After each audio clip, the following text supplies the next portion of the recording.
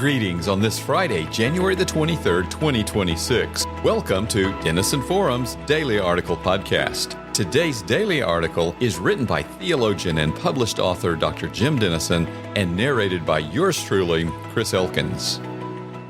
Where I live, we are less than 24 hours away from a major ice storm that is predicted to shut down our area for days. Roads will become impassable, power lines may come down. Everyone is stocking up on food and preparing for the worst. Since most of us remember the Great Texas Freeze of 2021, we're reliving the pain of those terrible days in advance. Our situation is by no means unique. This system could end up affecting more than 200 million people in the U.S. It's an odd thing, really, our collective impotence in the face of nature. You and I live in the most technologically advanced age in human history. The slab of glass in my pocket can access the world's store of information gathered across human history. These words I am typing on my laptop will soon be transmitted to hundreds of thousands of people in every nation on Earth. My home is more climate-controlled and electronically equipped than any home I have ever owned.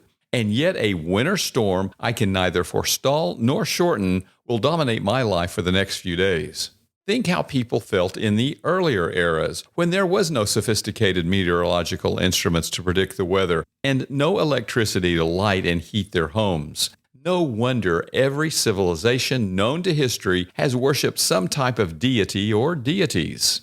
When you're facing forces you cannot defeat, it only makes sense to call for help from forces greater than yourself. If worshiping a god of rain and storms can protect you and your family from the weather, this becomes a why not proposition. If such worship seems to correlate over time with better outcomes, you'll likely codify your religious beliefs into religious practices. I have personally seen some of the altars built by Greeks and Romans across their empires to their pantheons of gods. I've met tribal people in Southeast Asia who worship the elemental spirits they believe inhabit and control their natural environment.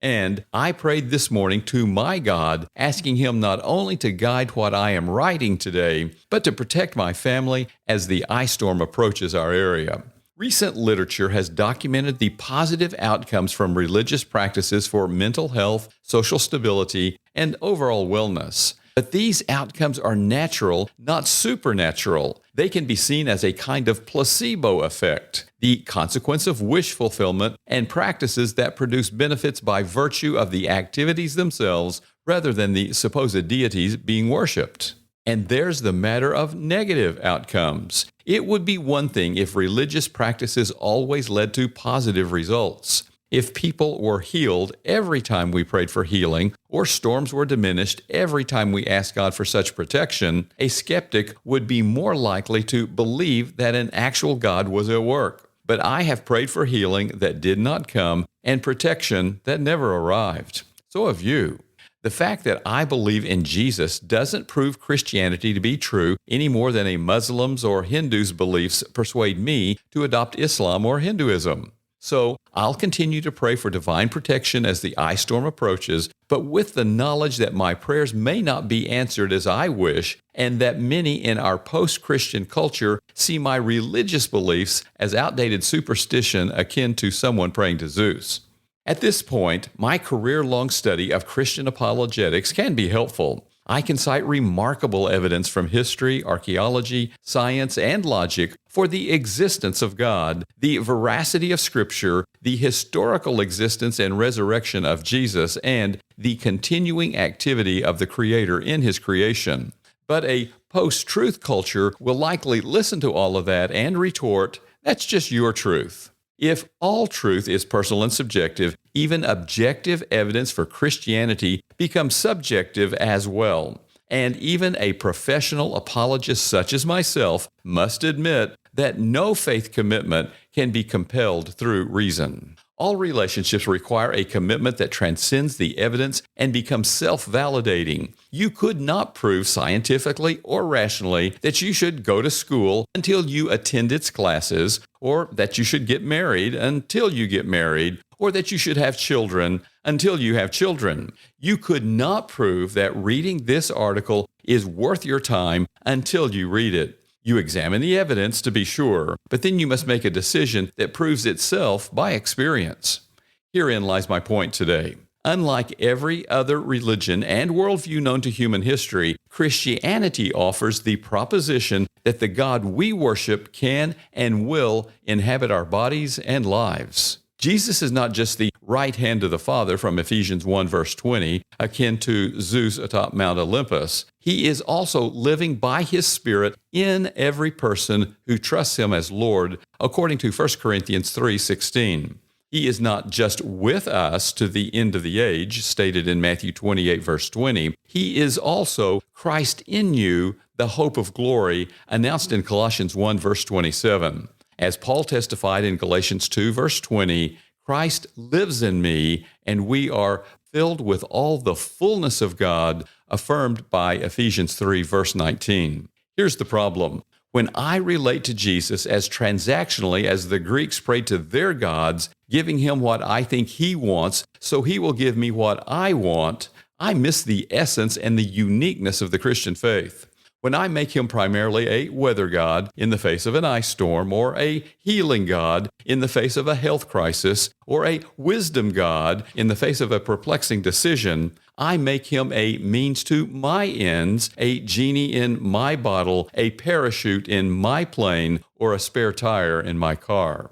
This is not the heart of Christianity. The beauty of our faith is that we can experience the God of the universe personally and intimately. We can know the joy and peace of His presence. We can walk with our Father through the valley of the shadow of death into whatever lies on its other side, noted in Psalm 23, verse 4. We can know that He is with us as we pass through the waters, promised in Isaiah 43, verse 2, because we are in His hand and He is in our heart, stated in John 10, verse 29. We can pray for help, to be sure. In fact, He encourages us to do so in Matthew 7, verse 7, and James 4, verse 2. But at a level far higher and deeper than any transaction, we can experience life and life eternal in a conscious, abiding experience of His presence in the depths of our being, no matter what circumstances life brings us today, referenced by John 15, verses 1 through 11. I cannot know what ice storm you are facing today, but I do know that your Father wants to redeem it by using it to draw you closer to Himself, not just for what He can do for you, but for what He can be in you. St. Augustine, the greatest theologian after Paul, observed, "To fall in love with God is the greatest romance. To seek Him, the greatest adventure. To find Him, the greatest human achievement." End quote. What will you do to experience this romance today? Lent is almost here, and it invites each of us to slow down and walk more closely with Jesus. To help you prepare your heart for this season, we created a new devotional called Walking in His Commands, a Lenten Journey with Jesus. It takes you through 46 of Jesus' teachings, showing how obedience leads to joy, peace, and deeper intimacy with God. When you make a donation, we'll send you this devotional as our thank you for supporting Denison Forum. Get your copy when you give today by visiting supportdf.org and begin your Lenten journey with Jesus. Find the link to give in today's podcast episode notes.